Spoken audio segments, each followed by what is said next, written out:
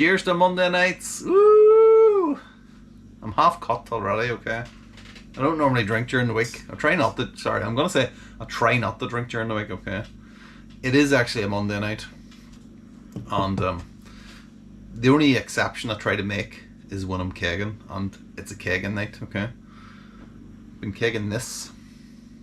Now, I've been out here doing this. I had a little taste of this before. And I think it's a wrong one.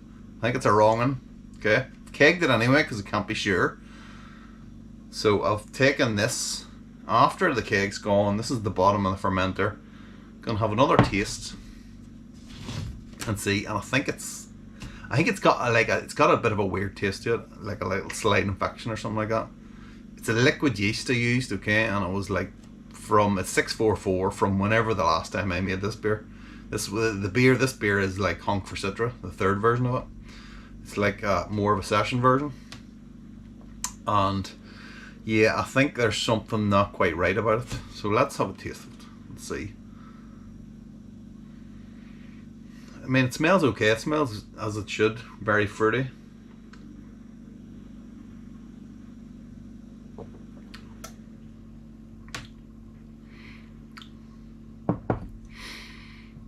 It's not. It doesn't taste quite. It doesn't taste quite as fruity and as hoppy as it should do.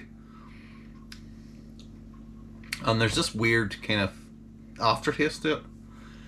But I'm not sure because it's like I've been cold crushing it for like a day or two, and it's like 0 degrees and it's kind of flat. I did it at like, it's in the pressure fermenter, but it's at like low pressure, very low pressure, so it's not really carbonated. So I thought, I'm not sure, I'll maybe gas it up and see what it's like in a couple of days, and then if it needs to be chucked, I will. Hopefully it's not gonna get chucked, but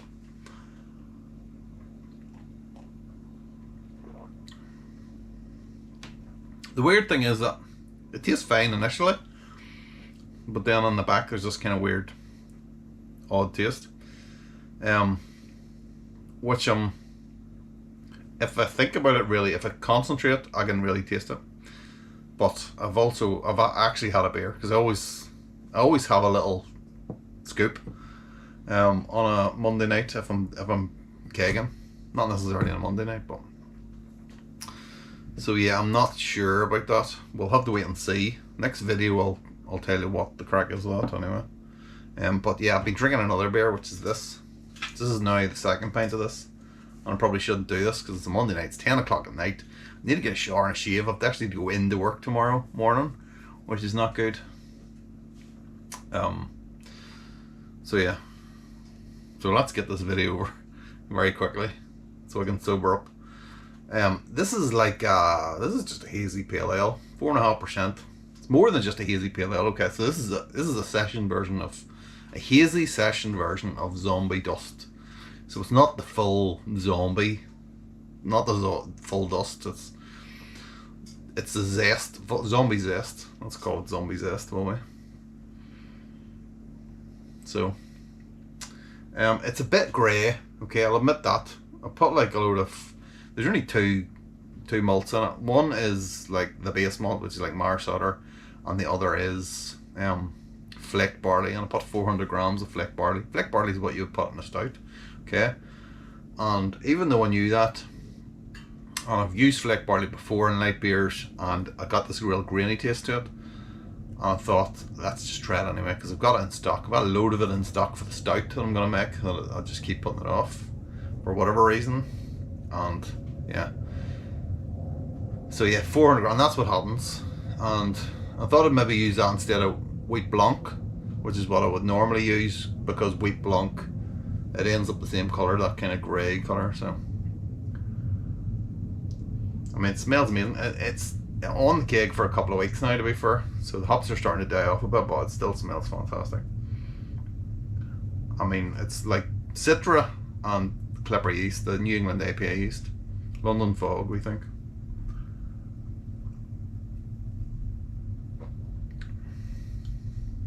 That's good. Really easy to drink. 4.5%. It's bang on what I want. I can taste that grainy taste though in the back. Now the hops have faded a bit, I can taste the grainy taste, which is, yeah, not clever. I think I definitely will make another version of this, but we will switch it out for something else. I don't really want to use wheat blanc, but I don't really want to. I don't have any oats. I don't want to use porridge oats, and I don't want to have I don't have any the golden naked oats. I don't want to buy anything because I've already got a load of grain and stuff there, and you know what it's like. You go in to buy one thing from the homebrew shop, and you end up with like 100 quid's worth of stuff, which is why I've got so much flake barley for that stout I'm not going to make. I mean, I will do sometime, like, but yeah, that's nice. I like that. I've moved it over to, it's actually a bit warmer than what it should be. I moved the position of the keg, getting ready for this monstrosity, which is in there now. So we've got four kegs on top. I've got visitors coming later this week. They're staying for a bit, so I was kind of hoping to have 4 tops, and yeah, and that was the whole plan, was that would be the freshest one, and yeah, that might be abandoned. So, and I even went to the trouble of like cleaning all the beer lines on the taps, and I was like, as I was doing the beer lines, I was like really congratulating myself at how how clean they were, 'cause some of them didn't even need, and did all the spur ones as well too. I should point out, so I've got 4 taps there, but I've also got spur beer lines over here. As if I needed to show you what a spur beer line was. So yeah, I've got loads of these as well, so that anytime I'm pressure fermenting, I'm basically just add a new one of them to that, and then it goes into the keezer along with the beer, along with the keg when it's kegged, and then they just go round and round. And that's one, I think that's one of the reasons why my beer lines are really so clean, because then as soon as they come out, as soon as the keg kicks, it all gets flushed through the system with hot water and stuff, and then I'll when I'm getting ready to use it again, a bit of Star Sun in there, and it seems to work fine. The beer line's really fantastic. Didn't take much effort to for the purple beer line cleaner to work. And then I cleaned the taps, and the taps. Okay, so I have been neglecting cleaning the taps, taking them all off, taking them apart and cleaning them, and I did that, and they were horrible. They were absolutely disgusting. So yeah, that is a lesson learned. We need to clear it. I can't even remember the last time I took the taps. I mean, I can remember the last time cleaning them, but I don't know when that was. It's been that long ago, so yeah, that is a bit of a lesson learned there, but everything's clean now anyway, at least. And yeah, we are good to go for our visitors, apart from the obvious infected beer. That's all now, so.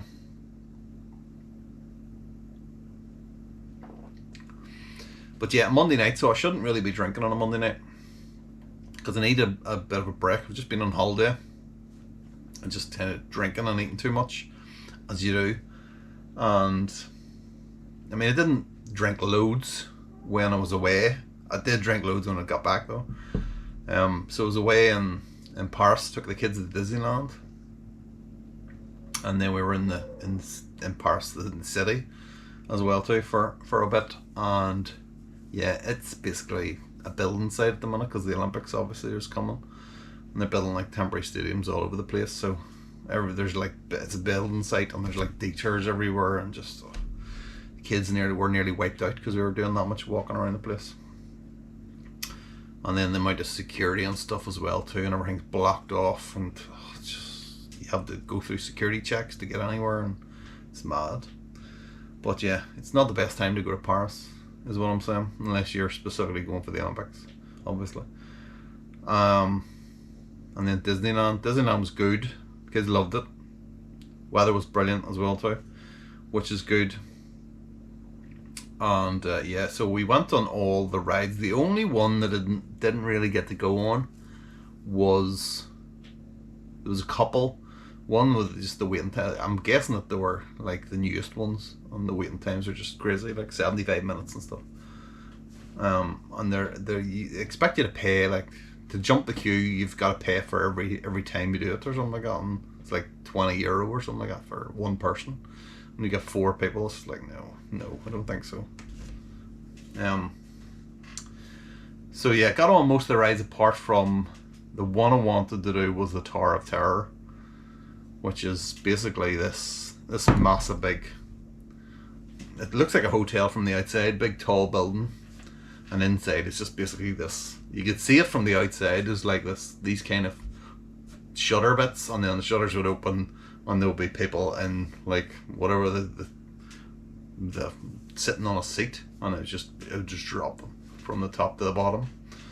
So yeah, I didn't get to go on that, unfortunately, because my oldest loves roller coasters. She really likes them, and then the other one, he is he's scared of his own shadow, basically. So she wanted to go on it the first 2 days, but then I didn't want to go until the third day. It's a long story, okay. I don't have a long time to explain it. To cut a long story short, okay. The first day we were in the Disney park. There's 2 parks. One is the normal Disney Mickey Mouse park, and the other is like the newer kind of Walt Disney Studios park. And we saved that for day 2, and that's where that is. And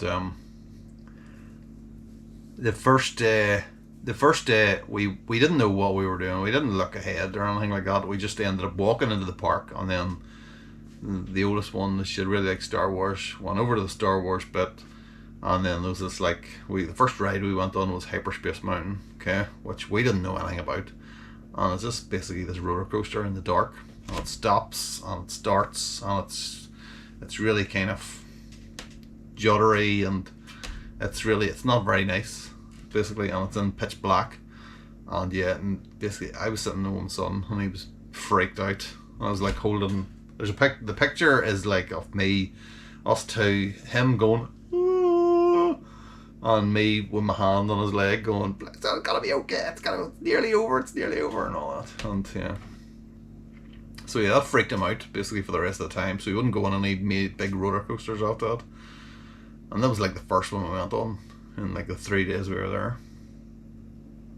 And the other one, then she was obsessed with it after that. She loved it. So then we went on all the roller coasters in that park.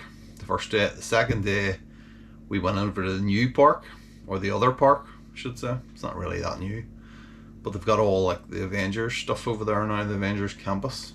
And because she really likes all that stuff, and they have like the first one it was called Flight Force. We went on over there, which is right and basically in the campus.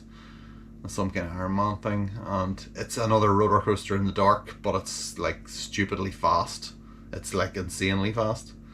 And again, we didn't know what we were getting in. We were queuing up for anything, just like there's one there, let's go. It's 5-minute waiting time. We're definitely doing that one. And yeah, so it's so fast, like you go round, you get onto the thing, it goes round, and there's this countdown. It's like 5, 4, 3, 2, 1, and then it's just like whoa, sitting on the back of a rocket. It's so stupidly fast, and then of course it's like you're doing the loops and turns and twists and all that type of stuff. And there's actually a sign on the seat in front that says, "Make sure to put your head on the headrest." And of course, for whatever reason, I didn't have my head in the headrest, and I ended up with a very bad neck the rest of that day, which is I can still feel, if I look down like that, I can still feel it. Whiplash, I've got whiplash basically.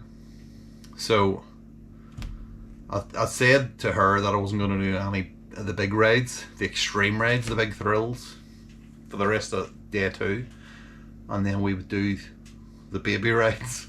It's awful saying that. The baby rides with the other one. I mean, he's 9, like, we're doing baby rides with the 9-year-old. which was fun. So then we would do day 3, and then we'd do all the other rides that she wanted to go on. But of course, I think our mother got into her head, like, you don't want to do that, Tara. No, you don't want to do that because that's so scary. You die and all this stuff. I don't know what she was saying, like, but she didn't want to do it, which I did want to do. So yeah, that's how we missed it. And we did actually do the Flight Force one again, and I kept my head pinned right back in my seat. My knees were up in the seat in front, and I was just holding on, like, I was just laughing my head off, just going, oh, and I was like, oh, this is the best thing ever. Amazing.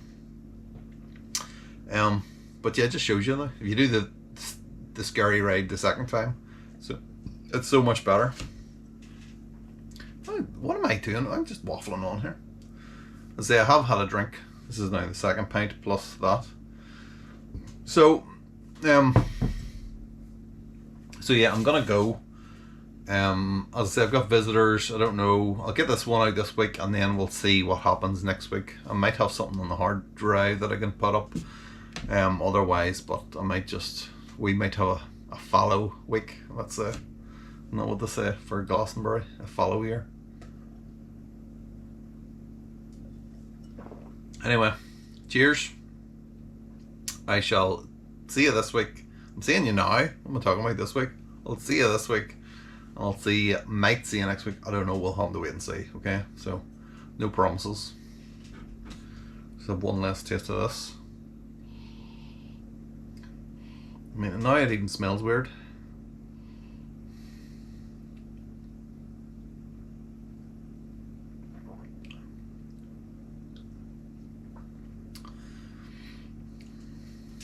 I mean, the fact that it's a really hoppy beer, you can't really taste the hops, and there's a weird bit on the end. I think that's a red flag, isn't it? So yeah, it's unfortunate, but again, I think it's that yeast. Did I explain? I don't even know if I explained it. If I didn't.